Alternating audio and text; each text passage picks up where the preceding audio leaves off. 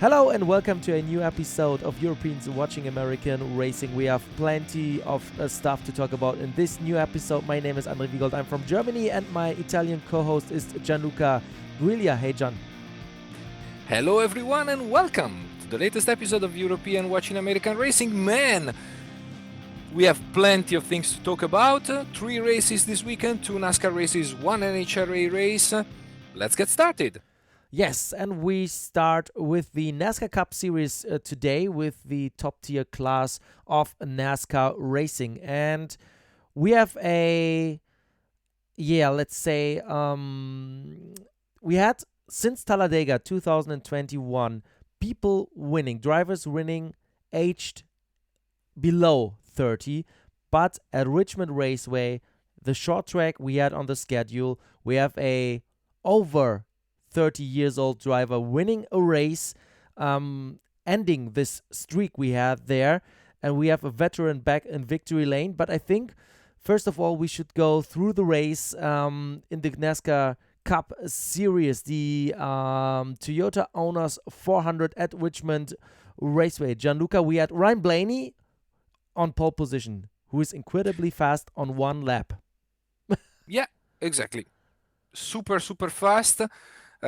We had a 400 laps race, 0.75 mile track. The stages 70, 160 and 170 laps each. Richmond is a JGR track historically. 5 winners in the last 7 races before this race.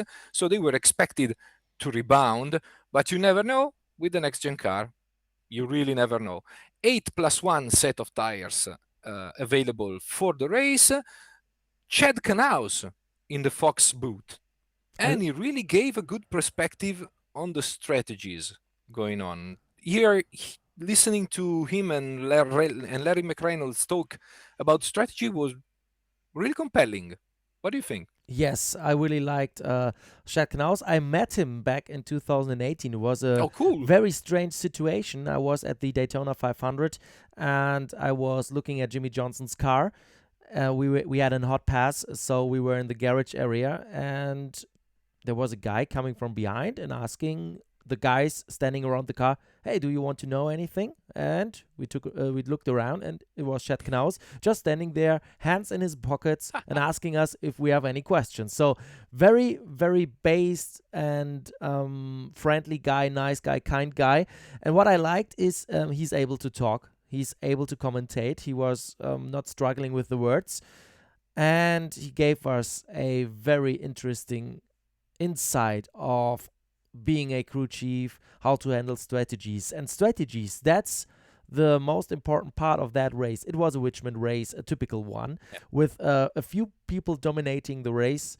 Not that much action at the track, but strategies were 100% the one thing to focus at, because they decided that race. Absolutely. And there was plenty of talks about saving tires. Saving tires everywhere. That's probably because they had, especially the rear tires and the front right, they had concerns, and they wanted to optimize their lap times along a long run. So the first stage basically saw Ryan Blaney out front, and he won the stage ahead of William Byron, Ross Chastain, Martin Truex, Kyle Busch, Chase Elliott, Christopher Bell, Joey Logano, Brad Keselowski, and Kevin Harvick. And it was, more of the usual names. I saw more of the usual favorites: JGR cars, Hendrick cars, Penske cars, plus Ross Chastain. Plus Ross Chastain. Yeah, he's part of that group in the 2022 season. He really proves to not be just a one-hit wonder. Exactly. And while the stage 1 was mostly a no stop thing, and there was only one caution, I think, at the very beginning, stage 2 being longer, I noticed some debate between making it a 2 pit stops stage or a 1 pit stop stage. And it developed that way. with drivers being faster and making it a three-stint stage, namely, I think Martin Truex was one of Yeah. them, and he won the stage, while others, like I think Danny Hamlin was one of them, and Christopher Bell as well. They stayed out uh, until half of the stage and made one pit stop to save. I think it was to save a set of tires in case of a finish with a few yellows. Yes. And you said it, Martin Truex Jr. won the stage ahead of Christopher Bell, Ross Chastain, Joey Logano, and Ryan Blaney. These are our top five.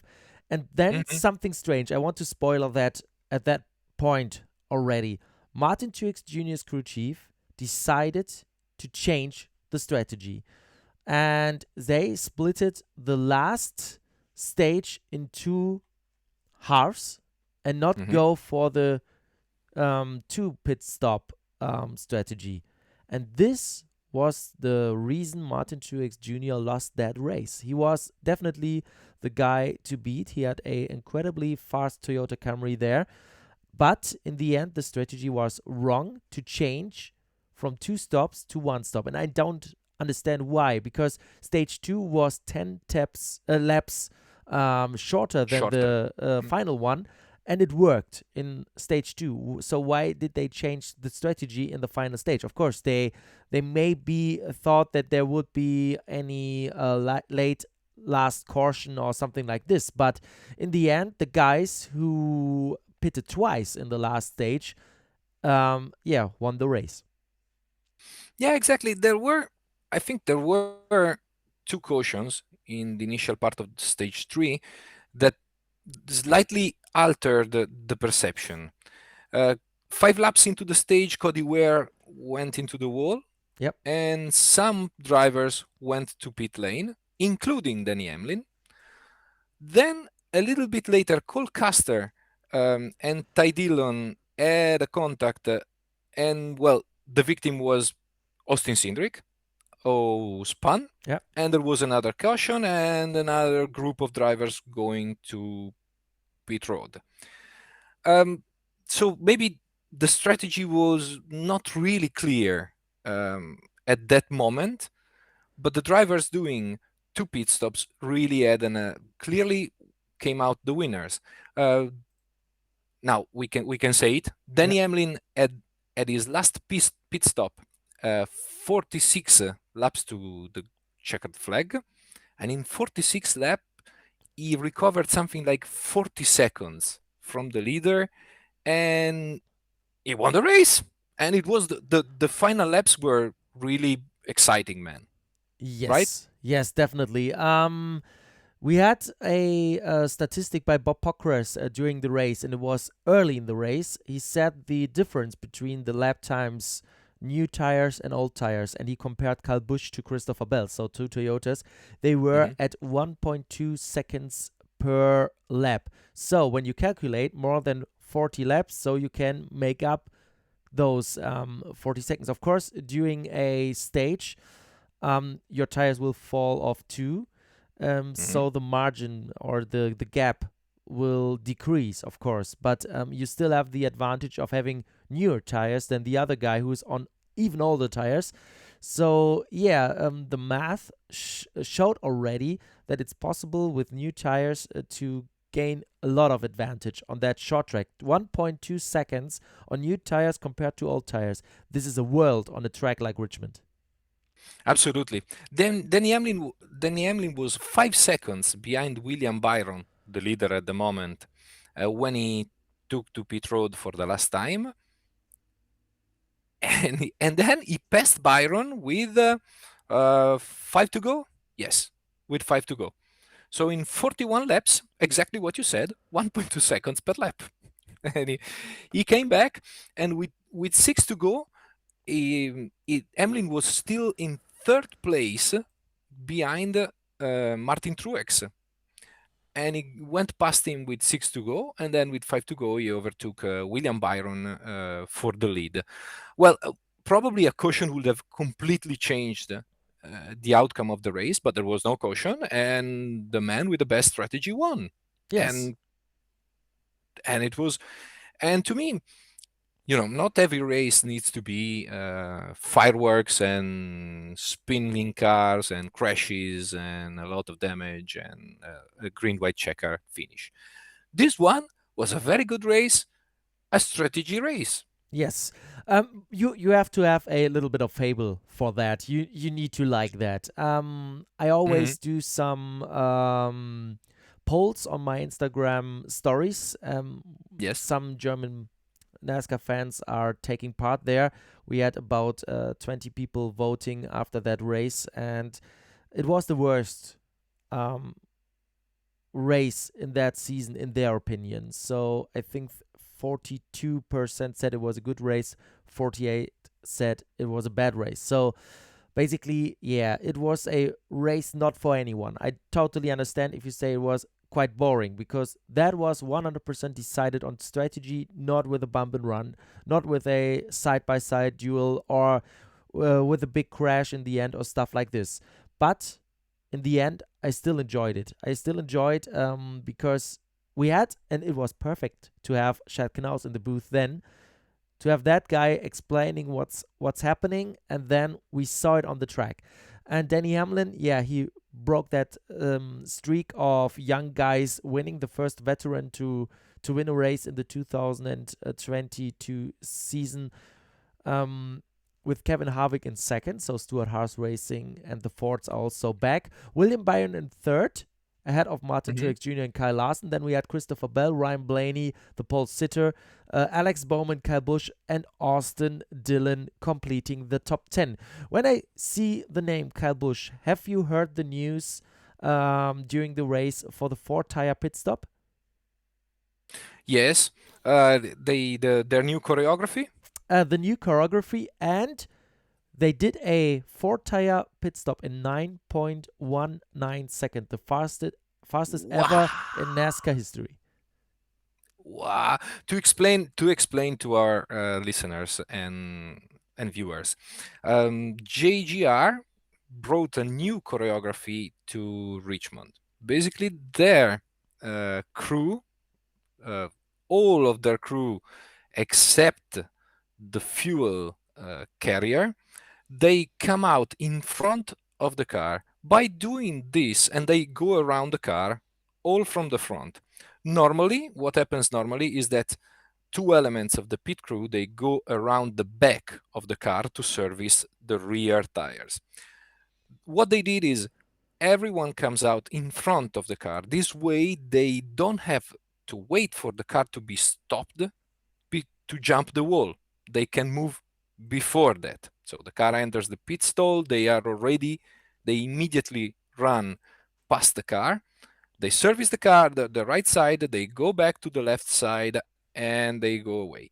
Advantages: they jump the wall earlier, and they don't interfere with the fuel carrier, who just plugs the fuel tank and stays there. Yeah, When normally the fuel carrier has to unplug, let the tire changer move around him, and then replug the fuel can.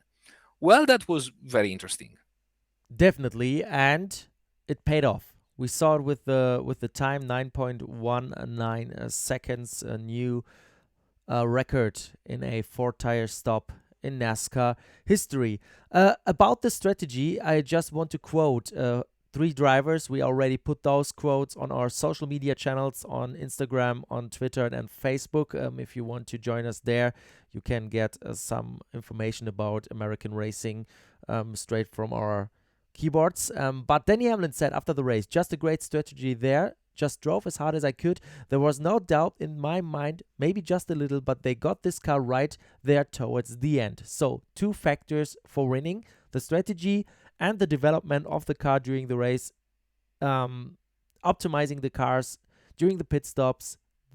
These factors helped Danny Hamlin to win his first race in 2022.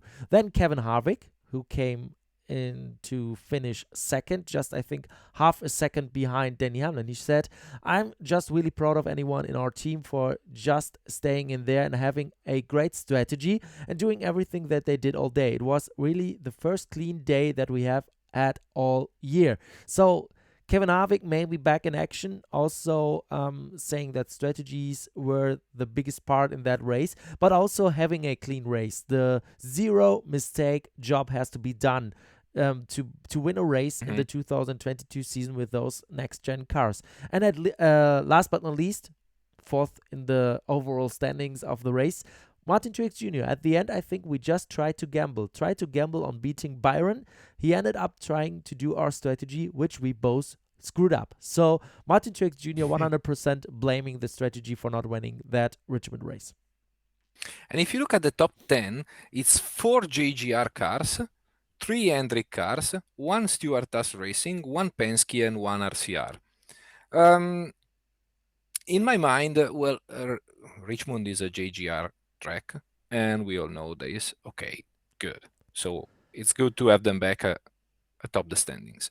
But also you can start seeing you start seeing the top teams getting their grasp of the next gen car. It's gonna happen. The good guys are gonna be at the front, of course. It's not you can't keep Penske down the standings a long time. But it was cool to see a strategy race for once. And for those who were not really interested in the strategy, luckily Kyle Busch exists. Kyle Busch exists. And he was pissed, as usual. Yeah. What happened to him? A penalty. His team applied tape on the grill On the wrong of the grill. car. Yeah, on the wrong grill. Normally, until last year, you would say, yeah, tape on the grill. What's wrong? They do it. It's not a problem. Well, it is with the next gen car. Why? Because the cars are BOP'd. How can we say it? Well, the regulations are set to balance the cars with a determined amount of air going through the radiator. So to prevent teams from altering the balance, uh, placed, they can regulate now the air flux from with a taper inside the car, but they cannot put tape anymore on the grill.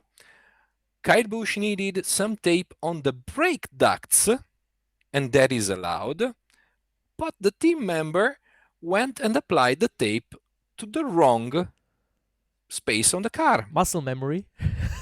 Yes, probably. Yes. Bad. You said it. You're allowed to alter the cooling of the brake ducts, but not for the engine.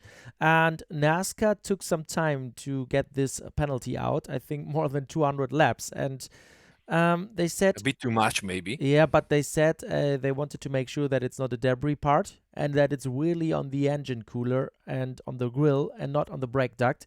So they really tried, or they really made sure that it's 100% a penalty.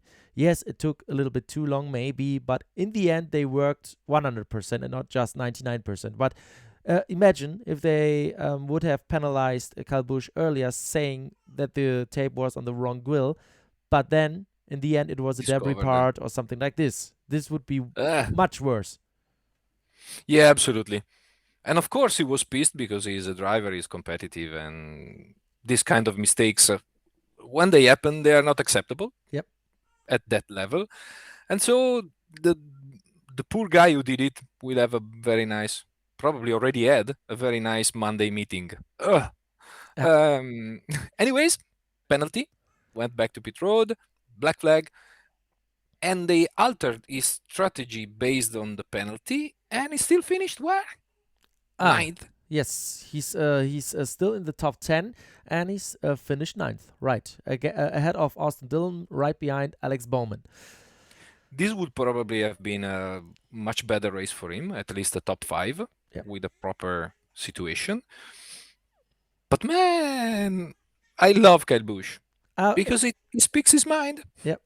By the way, in the background, it's not Kyle Busch being pissed, but my little girl. So if you hear some screaming, it's her screaming at the moment. But the mother is taking care, so you don't need to need to be somehow Don't worry, don't guys. worry, everything's fine. Let's go to the overall standings in the NASCAR Cup Series. After Yes. that race in Richmond, we have the top three drivers without a single win. Ryan Blaney um, leading the championship standings ahead of Chase Elliott and Martin Truex Jr., three drivers without a win.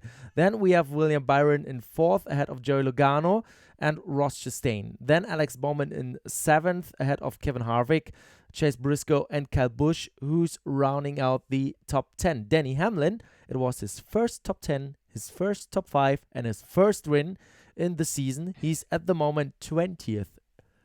So he's qualified for the playoffs at the moment because he's inside the top 30. He raced all races and he has a win. But he's still 20th. Amazing. Wow. And with 47 career wins, he's also 17th all time for wins, but he's also very close, I think 3 wins from the most winningest driver without a championship, Junior Johnson. So, is he the best driver to never win a championship? I really hope he does, honestly, sooner or later. Yes, me too. Yeah, I get those vibes with Denny Hamlin, like Mark Martin and stuff like that. Yes, absolutely. And to me, he probably is. Yes, it's between him and Mark Martin, because then back in the day, in the Junior Johnson days, not all drivers drove all the races, Yeah. and the competition was definitely different.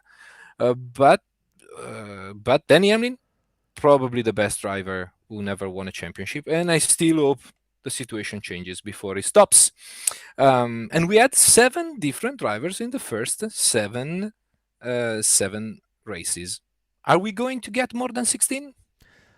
I don't think. I don't think so. I really don't think so. This is the same question we asked ourselves last year when we had the Yes. same streak at the beginning of the year. But there, even with the next gen car, in my opinion, there's going to be a part of the season or a race that will mark the turnaround, and we see the usual guys winning, like Kyle Larson, Chase Elliott, Martin Truex Jr., Denny Hamlin, Kevin Harvick. Those guys will be back in the game. Joey Logano, of course, as well. Maybe we will see some more surprise winners, but I don't see a count of more than 16 drivers. We are right in the middle of the short track weeks. The next race will be Martinsville next Sunday. It's going to be a night race, I think 1:30 in the morning on Sunday in European or Central European time. This is going to be very interesting to see those cars, the next gen cars, on a track like Martinsville. And after that, we see the cars on dirt in Bristol. So Bristol is going to be very interesting because this is a track where we might see a surprised winner, as well as the week after, Talladega, of course, Super Speedway. And then we have half of the regular season already in. So this is going to be very interesting what's going to happen, but I don't see more than 16 different winners at the moment. Me neither. But man, the more I look at the more I get into this season, and the more I think NASCAR did a great job with the calendar, because every week we say there's potential for a surprise, and every week it's something really different from the previous one. Well, now we have 2 short tracks back to back, but can you say Richmond and Martinsville are similar? Not even Definitely no. And I'm really looking forward to understanding who will get Martinsville, because normally Martinsville is a track, and both Tony Stewart and Jimmy Johnson said it multiple times, Jeff Gordon as well. Martinsville is a track you either get or don't, or you don't. And sometimes it just clicks for you when you follow the right person and you understand, oh, he's doing that. And you suddenly become very good at Martinsville. As I said, it happened to Tony Stewart, it happened to Jimmy Johnson while following Tony Stewart, and it happened to Jeff Gordon, and it happened to many drivers. So I'm really curious about who's gonna get Martinsville this time with a new car, different weight, different brakes, different wheels. Everything is different. except for the track. Yes, this is going to be an awesome race. I really love Martinsville. I'm a short track guy because I grew up on the super short tracks in the Netherlands, so I really like that kind of racing. Let's move on to the next case, NASCAR Xfinity Series. Yes, absolutely. NASCAR Xfinity Series, what can we say? 250 laps, 75, 75, and 100 laps for the stages. So the stages are more similar between each other. And well, the show was amazing for the win. Yes, of course. Uh, but the three stages played out more or less the same way. It was a two-way battle, guys. Yes, it was between Ty Gibbs and John Hunter Nemechek. Those guys were our protagonists there in that race. It was John Hunter Nemechek winning stage one. It was Ty Gibbs winning stage two. I really stay there because all the other guys, they were not They were in the important. background. Yeah, they were not important in that race. And we had a lot of green flag runs. And in the end, it was a very interesting battle between John Hunter Nemechek and Ty Gibbs. In the end, Ty Gibbs won the race by pushing John Hunter Nemechek out of the way. And they finish 1-2, teammates that are not really happy with each other after that race. Or at least John Hunter Nemechek not happy about Ty Gibbs. Yeah, Ty Gibbs clearly said that he expects some retaliation sooner or later, but he had to take the chance because it's a win is a win. And Jonathan Nemechek said, "I'm gonna settle this on Monday." Yes, and he also said, "I don't want to go into detail now or talk about it too much because I don't want to get in trouble." So you see how angry he was. Um, Yes. a little bit kind of Kyle Busch style what he did there, but yeah, we had an amazing battle in the end between two young Hmm. guys that are phenomenal. Ty Gibbs, we said it all week long, all during that news show in that season. Ty Gibbs is He's a killer. he's a rising star. Three Mm. wins in that season. He won at Phoenix, at Las Vegas. Sorry, he won at Las Vegas. He won at Atlanta and now Richmond. Three wins already in. He's 100% the one to beat in the 2022 NASCAR Xfinity Championship. Of course, we have the playoffs. Anything can turn around quite quickly, but if we see the momentum, it's Ty Gibbs and of course AJ Allmendinger, who's still leading the championship standings with all his Yep. experience. But Ty Gibbs, damn, this guy is so incredibly fast and he has the killer instinct. I would like to. He definitely has, and I would like to talk a little bit about that last lap. So they gave the bumper to each other multiple times during the race. Yeah. But really, go watch it because it's it's incredible. But the last lap, what Ty did to me, it was well, he made sure John Hunter could not reach back to him. So basically, he gave him a little bit of a bumper to pass. He passed, he went side by side, and then he went really deep into the corner and he forced John Hunter to go up the track and took the win that way. Well, I would consider it not a proper bump and run. It was a little bit more than a bumper run, but also we have to say that in this case, um, it's how can we explain? Uh, a win, it's a win, Yeah. and when you're there, you want to make sure you're winning. And I can understand why John Anton Nemechek is really pissed. Yes, definitely. But this is NASCAR racing. And Yes. of course, we don't want to see somebody wrecking another guy to win a race or something like this. There's a fine line, 100%. Mhm. But I saw way harder hits than that, but also saw Yes. way cleaner passing maneuvers than that. So yeah, it was in a gray area 100%. I totally understand why John Hunter Nemechek is a little bit angry, but in the end, Ty Gibbs did what he had to do, and he won the race with a maneuver that a lot of guys would have pulled out. So Ty Gibbs winning ahead of John Hunter Nemechek, and then we had in third place junior motorsports driver Sam Mayer. And here an interesting quote: "If everything happens fine and there's no technical issues or something like this, we're going to have Sam Mayer in that show in a special episode." So we can announce it here. We want to make it Woohoo. happen. We have an appointment with Sam Mayer, so he's going to join us if there's not any crazy thing going on. Of course, we have to respect if a driver needs time with his family or if there's something going on around the team that he maybe need to be involved. But at the moment, he's going to talk to us on a special episode. AJ Allmendinger in fourth, ahead of Riley Herbst, Daniel Hemrick, Josh Berry, Brandon Brown, Ryan Sieg, and Parker Retzlaff, who has 100% German roots, because it would be Retzlaff. It's Fantastic, man. Oh, one thing I didn't mention, just for you guys to make up your opinion on the Ty Gibbs Jonathan Nemechek thing. Jonathan Nemechek is ineligible for Xfinity Series, yeah, so he's not racing for the championship. Ty Gibbs is, and they are teammates. yes. Man, I don't wanna be in that meeting. Oh, Bah, I just saw the little I beside Nemechek's name and I said, "Oh, ineligible. Oh, wow. Okay. Uh, happy Monday meeting, guys." yes. The Xfinity Series will be back in action as well. Night race for them as well on Friday at Martinsville. Yes. For us, it's not nice to have night races because Nope. that means that we have to stay awake all night. This race starts, I think, at 2 a.m. Yeah. in our Yes. time. Yeah. Yes. So, And yep. for those who don't know, the Camping World Truck Series will be back in action as well at Martinsville on Thursday.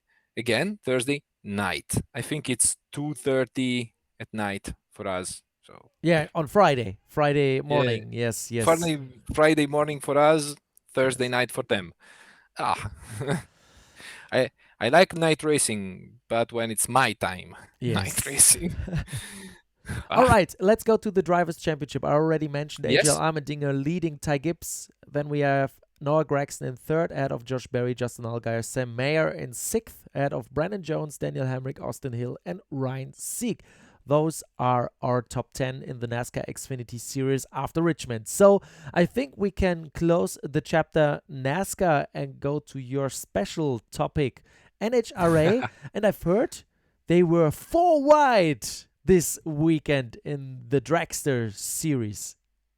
yes. The NHRA was in action at Las Vegas at the Strip, which is right behind the Las Vegas Motor Speedway.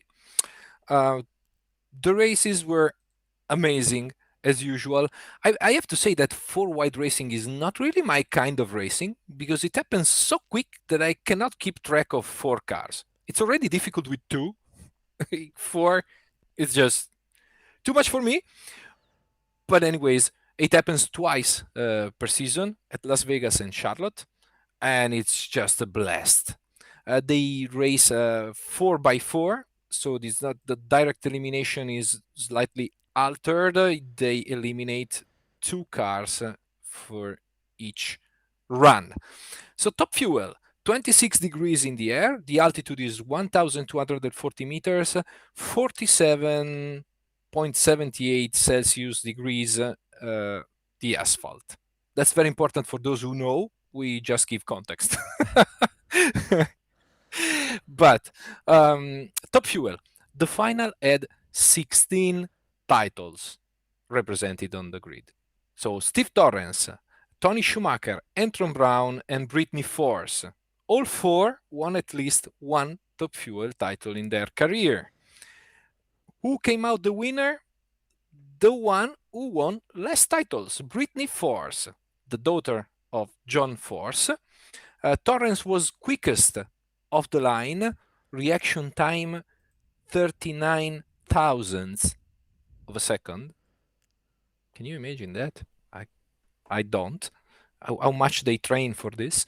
But Brittany ran the quickest and fastest, so the lowest time and the highest speed of the weekend in the final. 3.718 seconds at 338 miles per hour. 543 kilometers per hour. 543. It's just unbelievable. 12th career win, the first of the season and the second in a four-way contest after 2016. Both Tony Schumacher and Anton Brown lost traction early in the run. So these cars have so much power that they have to tune them so that they don't lose contact, the proper traction of the tire. You will see if you look at the replays, the tires literally deform under pressure from so much power. And the moment they spin too much, they spin completely out of control, and then the car slows down instead of moving forward faster and faster. So top fuel, two of the cars had problems early. The other two cars were separated by something like 2 meters at the finish line, and it was Brittany Force who won. In the point standings, Steve Torrence leads. Brittany Force is 4 points behind Torrence, and then Salinas, who set the fastest lap in qualification, the fastest pass in qualification, was eliminated in the first round and is now third in points at -7. But the best thing happened in funny cars. In funny cars, you had 4 cars, okay, separated at the finish line by 100 of a second, by 4/100 of a second. Man, this is imagine that. This is you work all day for that last race, Yes, and it's a blink of an eye that separates you from first and fourth, from less first than a and blink. last. less than a blink. Yeah. Oh boy, I think all of them were separated by something like 4 meters, at 500 kilometers per hour. Yes, I think the top time was 331 miles per hour, so 532.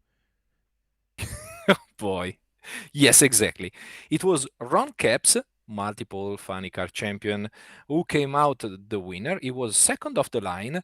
The best reaction time was by Robert Height in 52 thousandths of a second, but Capps overtook him, and he was first at the finish line in 3.914 seconds at 331.2 miles per hour. The distance between first and second was 2 meters at 500 kilometers per hour. Unbelievable. I just don't have words. You can look on the Twitter account of NHRA. They do a fantastic job with highlights. They're very quick, and you will find the winning, the final round. It lasts 3 seconds. You can really watch it quickly. Yes, this is a sports. If you have a low, let's say, low span of if you're not able to focus on a long race, dragster racing, NHRA is the perfect for you. It's mind-blowing. Yeah. 69 career wins for Ron Capps, but what's important is this is his first race, his first win as a team owner. Ron Capps Motorsport was born at the beginning of this year, and the second win for him in a four-wide competition. Point standings: Matt Hagan still leads, who finished second at Las Vegas, leads the points ahead of Robert Height, -9 for Robert Height. Then Ron Capps and Cruz Pedregon are a little bit more far away. Now, if we move to the last touring series in NHRA, they have a ton of categories, but the most important, the national championships, are mainly 4, and 3 were on track at Las Vegas. Pro stock, so slower cars, more factory-made cars. So you buy it and you optimize and you run. There's a special, how can I say, a great, okay, Dallas Glenn, Christian Quadra, Erika Enders, and Mason McGee took part in the final run. Reaction time for Christian Quadra, 5 thousandths of a second. Yeah.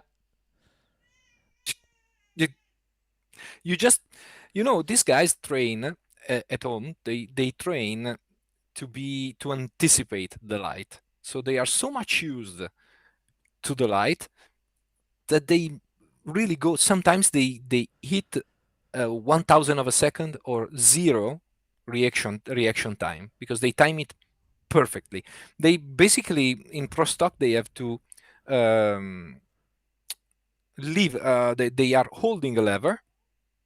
They let it go, and the car starts. And in pro stock they also have to switch gears, while in the other two categories they don't, because it's just too quick.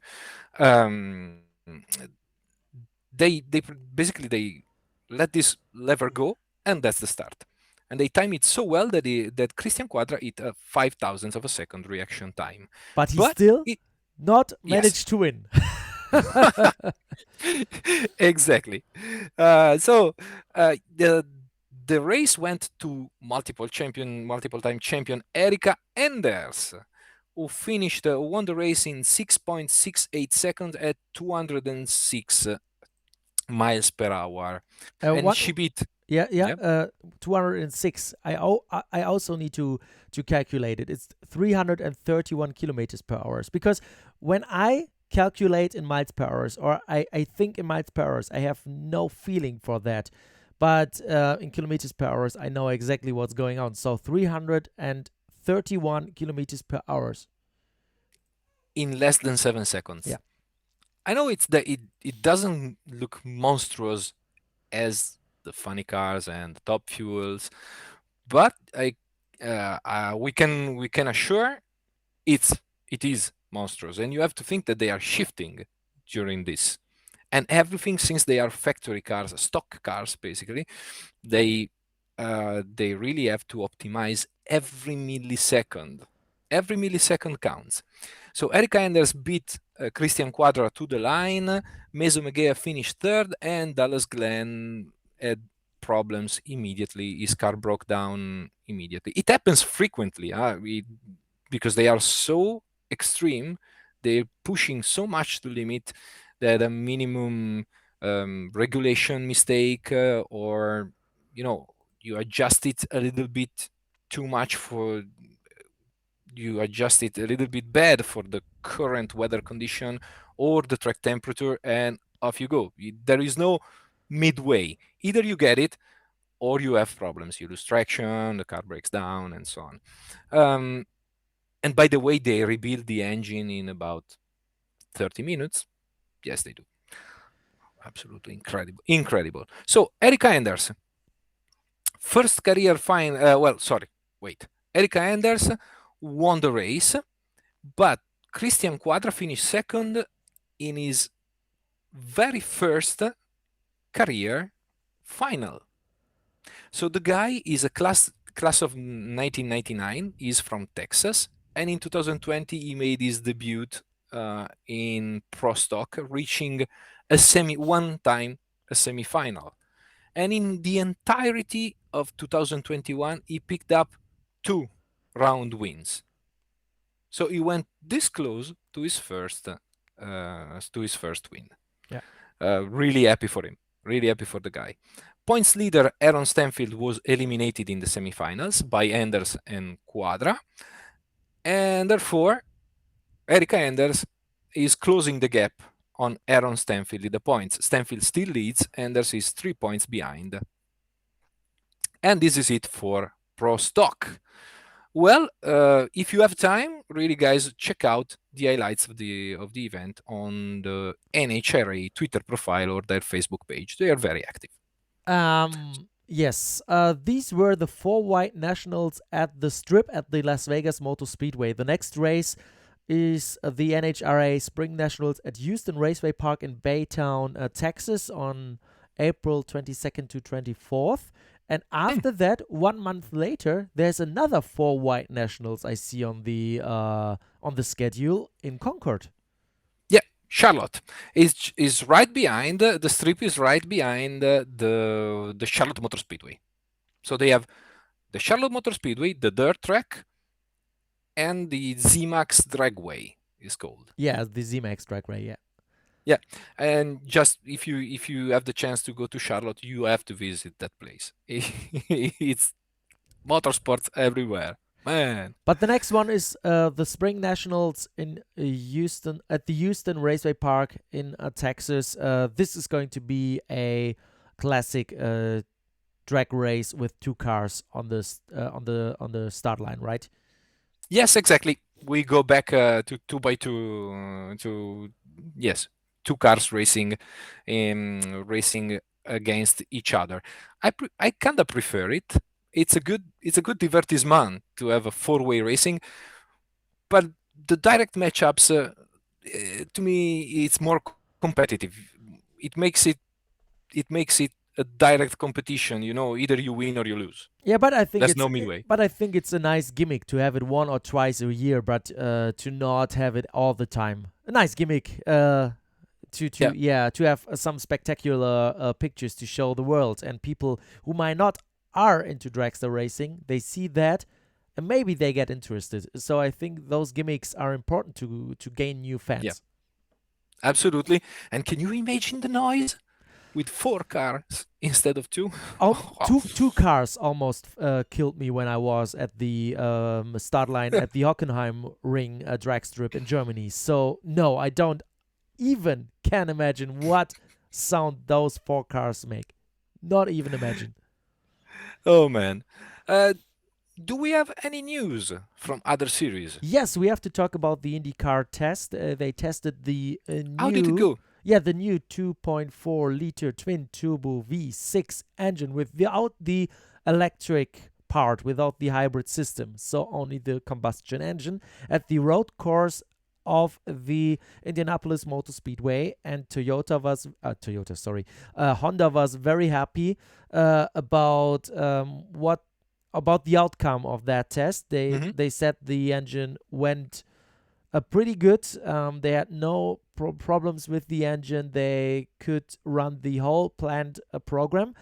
The guy from Chevrolet said we can race that engine tomorrow. It's ready, and that was backed by the IndyCar president Jay Fry, who said to Racer.com, to Marshall Pruitt, that they are ready to use the combustion engine tomorrow. It's ready. It's there.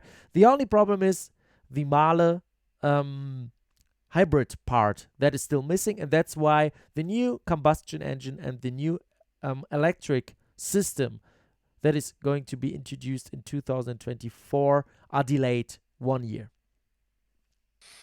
Well, it's good to know. It's good to know that they are ready to go. It sounded great. I saw a couple of clips from Marshall Pruitt, and engine sound is beautiful, really beautiful. We're just waiting for the hybrid system to be ready. Yep. Not bad to be able to test early. At least the combustion engine. Definitely. And next week we have a IMSA and IndyCar race, both at Long Beach. The traditional street circuit we have there. And I'm going to commentate the super sprint race of the IMSA series in German television on Motorvision TV together with my colleague Pete Fink in the evening with a 140-minute race. Every time IMSA is racing in the schedule of the IndyCar series, they have these super sprint races of 1 hour and 40 minutes. Normally it's 2 hours and 40 minutes for a sprint race, but those races with IndyCar are somehow special. We have 26 cars on the grid in the IMSA race, 6 DPIs, 6 GTD Pros, and 14 GTDs, so no LMP2 or LMP3. And of course, this race is not part of the Endurance Cup. Therefore, Clear. we have some entries not on the grid because a lot of teams only do the endurance part of the IMSA category. We have some changes in the balance of performances. Corvette and BMW will reduce a little bit of power. The Corvette will be 10 kilograms heavier, and the restrictor will be zero point 0.4 millimeters smaller, so they will lose about 8 horsepowers, and Mhm. they have to reduce their fuel capacity by 4 liters. BMW has to strike out 17 horsepowers, but they also can unload 20 kilograms, so the car gets a little bit lighter. Their fuel capacity will be reduced by 8 liters. Porsche will get a 2 millimeter bigger restrictor and 5 additional horsepowers, and 8.3 horsepowers are added to the Acura, so the turbo part of the engine is allowed to produce more performance. The McLaren will be 15 kilogram lighter than in the Sebring race. So this is the balance of performance, and we have also a change in the DPI class. The Acura is allowed to unload 10 kilograms, but the Cadillac stays untouched. And I think it's the first change of the BOP in the DPI class since 2021, somewhere in the middle. I don't know when the last change happened, but I think there was a long period where they never touched the DPI cars. One more news about the WeatherTech team. They decided to use the Mercedes, not the Porsche. They have in their garages the Mercedes for their program in 2022. And yeah, we are ready for a nice race there at the street course of the Long Beach in California, with in a total of 26 cars. And of course, we have the IndyCar race as well. It's a nice, well, Long Beach is always fascinating, beautiful place, and a great track. And to me, it's really interesting to see this variety in endurance racing.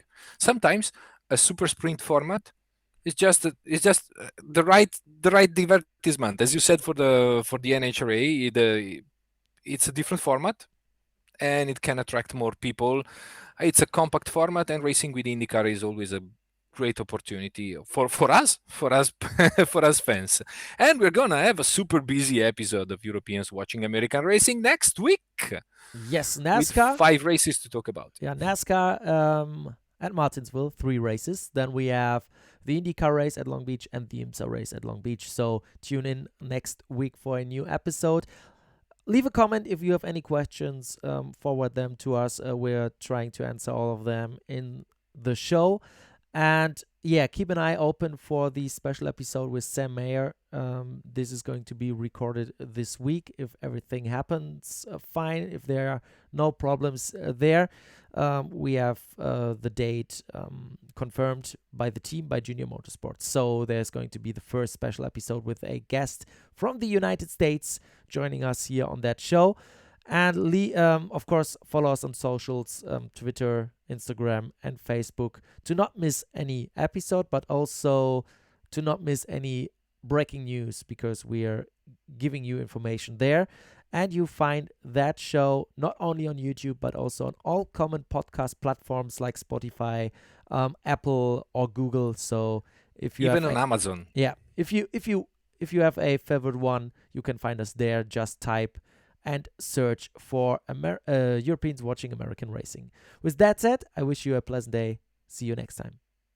See you next time, race fans.